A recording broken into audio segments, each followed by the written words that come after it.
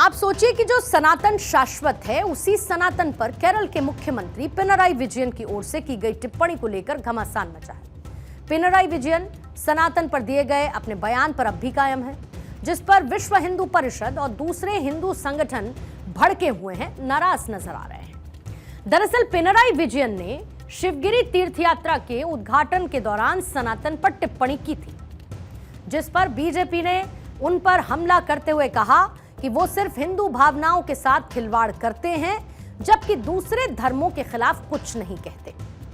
BJP के आरोपों के बाद भी केरल के सीएम ने कहा है कि मैं अपना बयान नहीं बदलने वाला।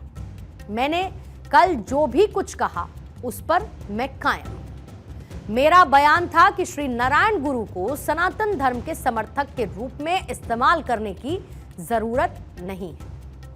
इससे पहले तमिलनाडु में डीएमके के नेता उदयनिधि स्टालिन ने सनातन धर्म को लेकर विवादित बयान दिया था। उदयनिधि स्टालिन ने 2 सितंबर 2023 को तमिलनाडु में आयोजित एक कार्यक्रम में सनातन धर्म को कई सामाजिक बुराइयों के लिए जिम्मेदार बताते हुए इसे समाज से खत्म करने की बात कही थी। स्टालिन ने कहा था कि सनातन धर्म लोगों को जाति और धर्म के नाम पर बांटने वाला विचार है। उन्होंने यह भी कहा था कि जिस तरीके से हम मच्छर, डेंगू, मलेरिया और कोरोना को खत्म करते हैं, उसी तरीके से सिर्फ सनातन धर्म का विरोध करना ही काफी नहीं है। और इसके बाद पूरे देश में जबरदस्त बवाल मचा था। वहीं पर वीएचपी यानी कि विश्व हिंदू परिषद के नेता विनोद बंसल ने पिनराई विजयन के बयान की निंदा करते हुए कहा कि कुछ लोग सनातन धर्म को खत्म करना चाहते हैं और कुछ लोग इसे बीमारी कहते हैं। उन्हें सनातन को समझने की जरूरत है। कोई सनातन को नेस्तनाबूद करने की चला है तो कभी के सनातन को कीड़ा मकोड़ा बोल देता है। और ये अब देखो हमारे पूज्य संतों पर ही लांछन लगाने लग गए।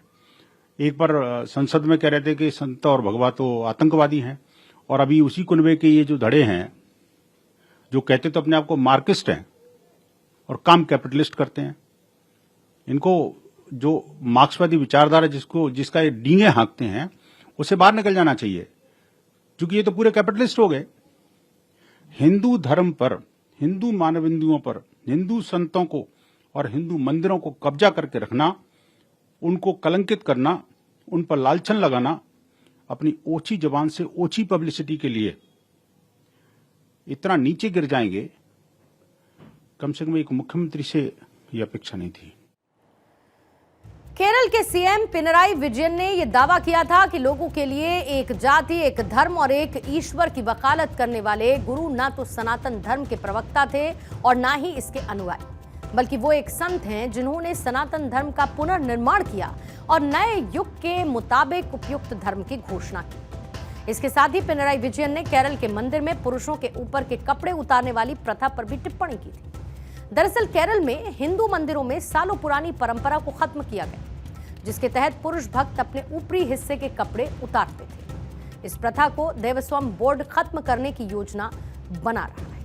हालांकि सीएम ने यह साफ नहीं किया कि कौन सा देवस्थान बोर्ड इस निर्णय को लागू करने वाला है, क्योंकि केरल में 5 प्रमुख देवस्थान बोर्ड हैं: गुरुवायूर, त्रावणकोर, मालाबार, कोचीन और इसके साथ ही कूडल माणिक्यम, जो कि सामूहिक रूप से लगभग 3000 मंदिरों का मैनेजमेंट करते हैं। जो केरल का त्रावणकोर देवस्थान बोर्ड है, जिसको टीडीबी के नाम से भी जाना जाता है, 1248 मंदिरों का प्रबंधन देखता है। देवस्थान बोर्ड एक स्वतंत्र संस्था है और इसका गठन Travancore Cochin Hindu religious institution act XB 1950 के तहत हुआ था।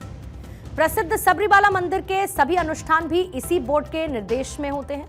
त्रावणकोर देवस्थान बोर्ड के अध्यक्ष वरिष्ठ सीपीएम के नेता के अनंत गोपन हैं और प्रसिद्ध सबरीमाला मंदिर के सभी अनुष्ठान भी इसी बोर्ड के निर्देश में होते हैं। साल 2023 में बीजेपी ने देवस्थान बोर्ड के सर्कुलर का विरोध किया था, जिस पर केरल की राजनीति गरमाई थी और बीजेपी ने बोर्ड के आदेश पर ही सवाल खड़े कर दिए थे। बीजेपी के मुताबिक देवस्थान बोर्ड को सिर्फ मंदिरों का मैनेजमेंट देखना है, वो मंदिर या फिर उसकी प्रॉपर्टी के मालिक नहीं है। मंदिर की प्रॉपर्टी के मालिक भगवान है और मंदिर के जो भगवान हैं वो कानूनी तौर पर नाबालिग है, लेकिन ये उन्हीं की प्रॉपर्टी है। ये बीजेपी का टेक है। बहरहाल एक और सियासत सनातन के नाम पर।